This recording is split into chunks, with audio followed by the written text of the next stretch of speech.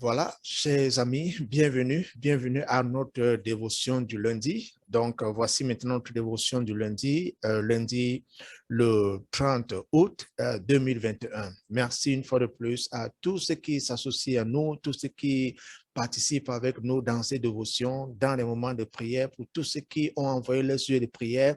Et ceux qui ont des sujets de prière, ne manquez pas de les envoyer.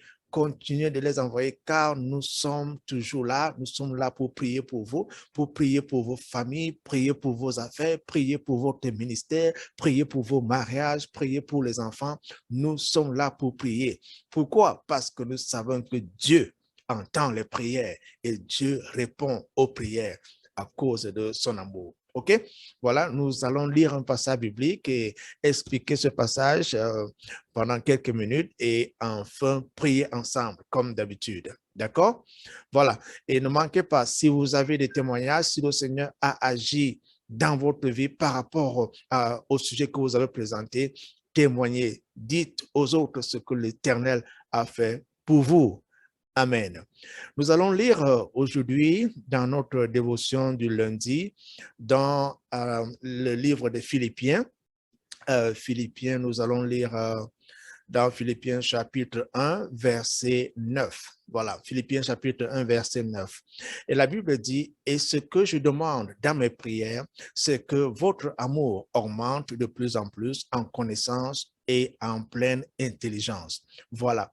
Vous savez, dans le grec, le mot intelligence veut dire epignosis et ça veut dire le discernement total ou la connaissance claire de Dieu.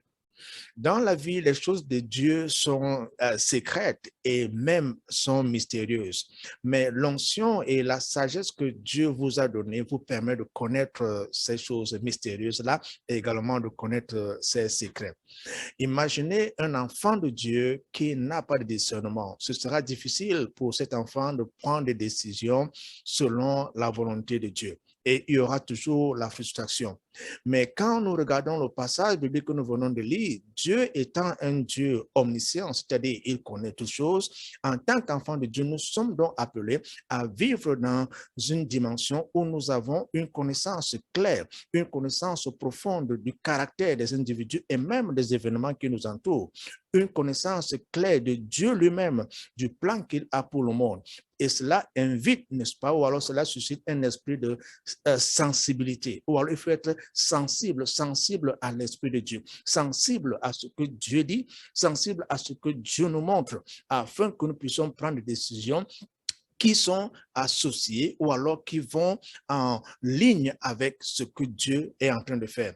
Et vous voyez, par exemple, dans Jérémie 33, verset 3, la Bible dit, « Invoque-moi à l'heure de la détresse et je te montrerai les choses cachées. » Voilà, les choses cachées que tu ne connaissais pas. Au moment où nous commençons, n'est-ce pas, à voir ces choses cachées, nous sommes donc entrés dans la dimension du discernement, c'est-à-dire cette connaissance profonde ou alors cette dimension où les choses qui étaient cachées sont maintenant révélées. Et notre esprit ayant donc atteint cette dimension de sensibilité, cette dimension de sensibilité, oui, notre esprit parvient maintenant à capter les choses que Dieu est en train de nous révéler. Si quelqu'un n'a pas, n'est-ce pas, cet esprit de discernement, cette connaissance, et cette personne s'engage dans les affaires, par exemple, il est possible que son association ne soit pas l'association que Dieu a prévue pour lui. Il peut avoir des partenaires dans les affaires, mais est-ce que cette dimension du discernement, cette dimension de la connaissance a prévalu? Pas du tout. La personne a juste accepté de faire partie d'une association, de faire partie d'un groupe et d'avoir un partenaire, juste parce que ce partenaire peut-être a des bonnes idées. Mais il faut avoir du discernement pour prendre des décisions qui sont, n'est-ce pas, approuvées par Dieu. Et aussi, pas seulement dans les affaires, ça peut être dans le mariage. Votre conjoint, est-ce que vous avez utilisé du discernement afin de vous engager dans cette relation-là? Vous voyez, il faut prier pour que le Seigneur lui-même vous guide. En dehors même du plan du mariage, ça peut être dans le plan des finances, dans le plan de la gestion, même dans le plan ministériel. Ceux qui sont dans le ministère, ils doivent aussi dépendre, n'est-ce pas, de cette dimension du discernement où Dieu nous appelle à cette connaissance profonde, cette connaissance dynamique, cette connaissance claire des choses qu'il est en train de faire. Et pour quelqu'un qui n'est pas sauvé, ce ne sera pas possible parce que c'est le Saint-Esprit qui nous aide dans cette dimension où nous vivons par rapport à l'esprit de discernement. Il faut que le Saint-Esprit nous guide et c'est lui, effectivement, qui nous guide dans les décisions que nous prenons. En dehors du Saint-Esprit, nous avons la parole de Dieu. Nous devons lire la parole de Dieu de manière quotidienne et vivre une vie de prière. Dans notre communion avec le Seigneur Jésus-Christ dans la prière, nous pouvons également atteindre cette dimension du discernement où nous savons que ce que je suis en train de faire vient de Dieu ou pas. D'accord? Alors, pour quelqu'un qui sait qu'il n'était pas en communion, en relation avec le Seigneur Jésus-Christ, parce que cela va affecter vos décisions, cela va affecter votre marche avec le Seigneur, je vous invite maintenant à accepter le Seigneur Jésus-Christ comme votre Seigneur et Sauveur personnel. Et c'est ainsi que cette dimension du discernement sera maintenant votre portion, ce sera votre partage. D'accord? Je vais prier pour vous, vous qui écoutez en ce moment, et le Seigneur lui-même va vous toucher. Et quand il vous touche, vous serez maintenant capable de prendre des décisions selon sa volonté, selon la direction du Saint-Esprit. Et tout commence par votre nouvelle naissance. Alors, je vais prier pour vous. Si vous n'avez jamais accepté Jésus-Christ dans votre vie comme votre Seigneur et Sauveur personnel, je vous invite à prier avec moi. Alors, là où tu es, dis Seigneur Jésus, j'ai besoin de toi. Je t'ouvre la porte de mon cœur et je te reçois comme mon Seigneur et Sauveur personnel. Pardonne tous mes péchés et donne-moi la vie éternelle que tu promets. Amen. Si vous avez fait cette prière pour la première fois, je vous dis félicitations et croyez que le Seigneur Jésus-Christ est votre sauveur aujourd'hui. Et quand il vient en vous, le Saint-Esprit vient en vous et vous pouvez maintenant avoir cet esprit de discernement et être capable de prendre des décisions selon la direction que le Saint-Esprit donne. Amen. Et je sais que c'est maintenant votre portion et marchez sachant que le Seigneur Jésus-Christ est avec vous. Et ne manquez pas de dire à quelqu'un que vous avez pris la décision aujourd'hui de recevoir Jésus-Christ dans votre vie.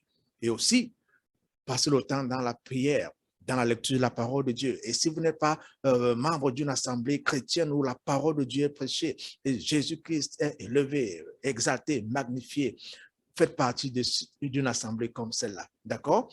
Voilà. Maintenant, nous allons prier pour tout le monde, tous ceux qui ont des sujets de prière, ceux qui les ont envoyés, ceux qui n'ont même pas encore envoyé des sujets de prière, mais vous voulez que le Seigneur intervienne dans vos vies, dans vos familles, dans vos affaires, que le Seigneur touche la vie de vos enfants, que le Seigneur touche votre mariage. Nous allons même prier pour ceux qui ont des problèmes de finances, ceux qui ont des problèmes de santé. Je vous assure, le Seigneur répond. Le Seigneur répond et ce n'est pas à cause des choses, des bonnes choses que nous avons faites, mais c'est à cause de sa grâce, à cause de son amour. Jésus-Christ vous aime et il ne voudrait pas vous laisser dans la condition dans laquelle vous vous trouvez. Quand nous l'invoquons, dans la foi, quand nous invoquons le Seigneur, dans la foi, imaginez le Créateur des cieux et de la terre. C'est lui qui nous appelle à lui. Il dit, venez à moi, vous tous qui êtes fatigués et chargés, et je vous donnerai le repos. Vous êtes fatigués, vous êtes chargés. Peut-être la fatigue, c'est la fatigue de la pauvreté. Peut-être c'est la fatigue de la maladie. Peut-être c'est la fatigue du rejet. Peut-être c'est la fatigue des choses qui ne marchent pas. Peut-être c'est la fatigue du manque d'emploi. Mais Jésus-Christ dit, venez à moi, vous tous qui êtes fatigués et chargés. Je ne sais pas quel problème tu as, amenons ce problème-là vers Jésus, car lui-même il a dit, venez, venez. Alors là où tu es en ce moment, je t'invite à prier avec moi. Alors prions ensemble. Seigneur Jésus, nous te disons merci parce qu'à travers toi, nous pouvons aller vers le Père. Et quand nous demandons au Père, tout ce que nous demandons en ton nom, le Père a promis qu'il va nous le donner. Au nom puissant de Jésus-Christ. Père, en ce moment où nous te présentons tous tes enfants, que la foi de chacun de tes enfants soit vérifiée, que la foi de chacun de tes enfants soit encore élevée, que cette foi devienne encore dynamique au nom de Jésus, que ceux qui se sont refroidis retrouvent cette flamme au nom de Jésus, la flamme de la prière, la flamme de la lecture de la parole de Dieu, la flamme de l'évangélisation. Nous prions pour tous tes enfants, tous ceux qui sont découragés, Père éternel, touche leur vie encore, relève-les encore au nom de Jésus et remets-les sur le chemin de Dieu, le chemin de l'Église, le chemin de la prière, au nom puissant de Jésus. Seigneur, nous prions, car rien n'est tard lorsque tu interviens. Lorsque tu interviens, Seigneur, tu changes les événements, tu changes les situations, et nous déclarons aujourd'hui que les situations et les événements de tes enfants sont en train de changer au nom de Jésus. Ceux qui étaient malades, recevez votre guérison dans le puissant nom de Jésus. Que le Seigneur Jésus touche votre corps, qu'il vous guérisse de toute maladie, que les maladies qui avaient été déclarées incurables soient maintenant, rencontrent maintenant la puissance de guérison de Jésus-Christ, et que cette maladie quitte votre corps dans le puissant nom de Jésus. Et là où on vous a rejeté, là où on a rejeté votre demande d'emploi, nous prions maintenant qu'un emploi vous soit donné dans le puissant nom de Jésus. Recevez votre emploi dans le nom puissant de Jésus. Et peut-être dans votre famille, il y a du désordre. Nous prions pour l'harmonie, nous prions pour l'amour, nous prions pour la paix, nous prions pour l'entente, et que cela se manifeste au moment où nous prions dans le puissant nom de Jésus. Peut-être vous voulez que le Seigneur touche votre conjoint, peut-être vous voulez que le Seigneur touche votre femme, votre époux. Nous prions maintenant que le Seigneur les touche, que le Seigneur touche ton époux, que le Seigneur touche ton épouse, et que le Seigneur transforme chacun dans le puissant nom de Jésus. Vous qui avez des affaires, vous voulez que vos affaires marchent,